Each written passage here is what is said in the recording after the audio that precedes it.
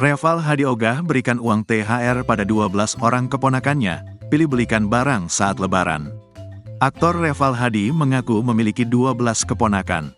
Menjelang lebaran Idul Fitri, Reval Hadi sudah mulai melakukan persiapan untuk apa saja yang akan diberikan kepada keponakannya itu.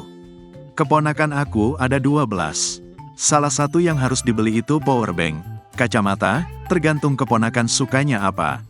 Pokemon, Toy Story, Barbie hype, kata Reval Hadi di acara Miniso, Jakarta Selatan, belum lama ini.